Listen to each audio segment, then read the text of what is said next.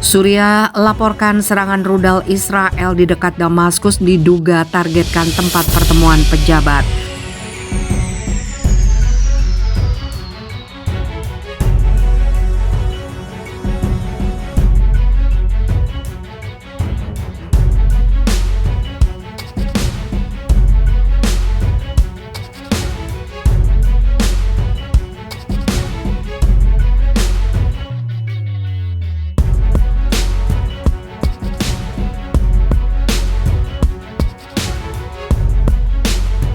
Suriah melaporkan ada serangan rudal surface to surface yang menargetkan wilayah selatan Damaskus. Media pemerintah melaporkan pada Kamis 17 Februari, seorang pejabat Suriah yang tidak disebutkan namanya mengatakan rudal itu ditembakkan dari dataran tinggi Golan yang diduduki Israel menyerang pinggiran desa Jakia sebelum Rabu tengah malam. Ia menambahkan tidak ada yang terluka dalam serangan itu.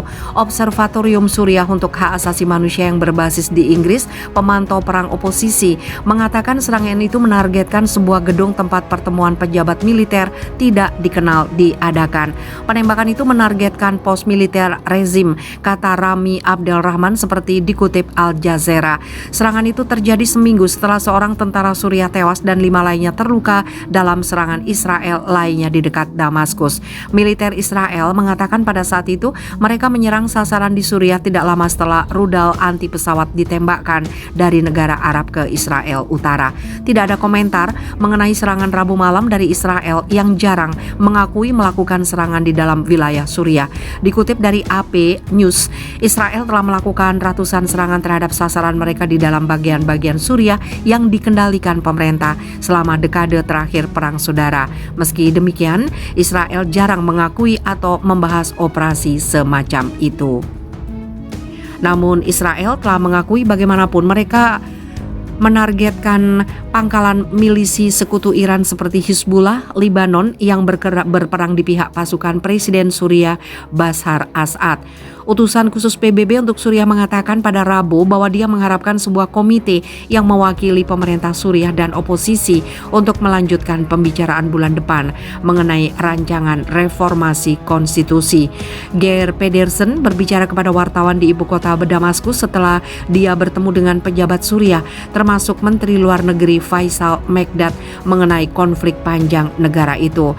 Pembicaraan terakhir diadakan di Jenewa pada Oktober ketika Pedersen mengatakan penolakan pemerintah Suriah untuk merundingkan revisi konstitusi negara. Saya harus mengatakan bahwa setelah diskusi saya hari ini, saya lebih optimis bahwa mungkin untuk mengadakan putaran ke-7 Badan Perancang Konstitusi, mudah-mudahan sekitar bulan Maret, kata Pedersen dikutip dari Arab News. Konflik Suriah yang dimulai pada Maret 2011 telah menewaskan 500.000 orang, membuat setengah dari populasi pra-perang negara itu mengungsi ke negara tetangga. Meskipun pertempuran telah mereda dalam beberapa bulan terakhir, masih ada kantong yang dikendalikan oleh oposisi Suriah, tempat di mana jutaan orang tinggal.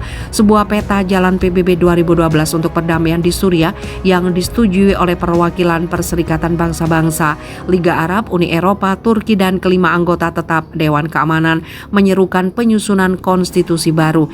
Itu berakhir dengan pemilihan yang diawasi PBB dengan semua warga Suriah termasuk anggota diaspora memenuhi syarat untuk berpartisipasi. Sebuah resolusi Dewan Keamanan yang diadopsi pada Desember 2015 dengan suara bulat mendukung peta jalan tersebut.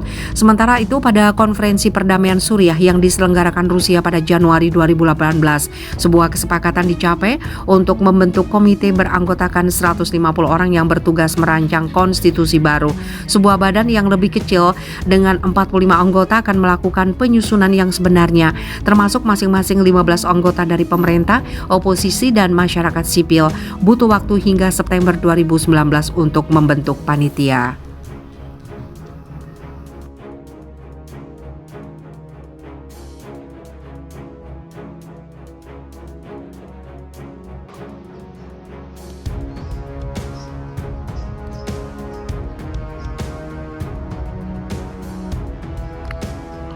Israel siap dihujani 2.500 roket sehari jika perang dengan Hizbullah.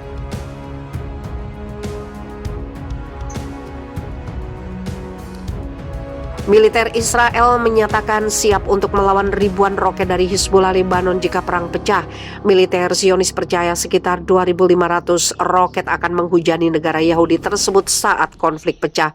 Uri Gordin yang menjabat sebagai Komandan Home Front Command, Komando Depan Dalam Negeri Angkatan Darat Israel mengatakan pihaknya tidak ingin berperang dengan Hizbullah Lebanon, tetapi siap menghadapi hujan ribuan roket dari kelompok bersenjata itu di masa depan.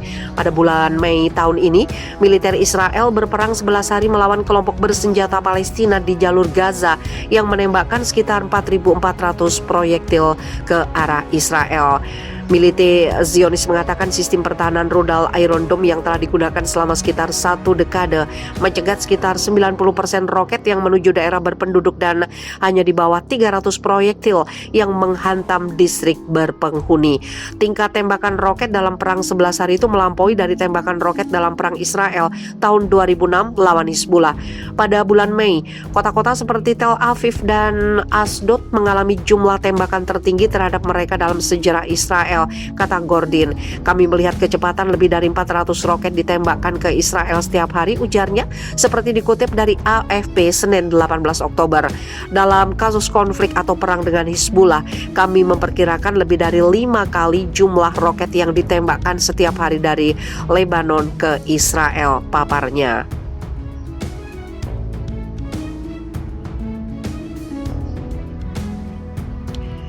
Pada dasarnya kami mencari antara 1.500 dan 2.500 roket yang ditembakkan setiap hari ke arah Israel. Imbuh dia dibentuk pada tahun 1992 setelah Perang Teluk Pertama. Home Front Command bertanggung jawab atas pertahanan sipil, yang berarti bertanggung jawab untuk mempersiapkan negara jika terjadi ancaman, konflik atau bencana. Unit ini dikritik karena tanggapannya terhadap perang 2006 dengan Hizbullah yang menewaskan lebih dari 1.200 warga Lebanon. Sebagian besar warga sipil dan 160 warga Israel yang sebagian besar dari mereka adalah tentara. Perang itu adalah seruan untuk membangun Home Front Command, kata Gordin. Seraya menambahkan bahwa sejak itu pihaknya telah meningkatkan unit penghubungannya yang sekarang aktif di 250 kota Israel untuk memberikan bantuan jika terjadi serangan. Home Front Command menggunakan proyeksi komputer untuk memprediksi lintasan roket setelah diluncurkan dan menyarankan masyarakat dalam jarak tertentu untuk menuju ke tempat perlindungan bom. Selama konflik Gaza pada bulan Mei lalu, ini memungkinkan layanan darurat untuk mendapatkan setiap insiden dalam waktu kurang dari 5 menit.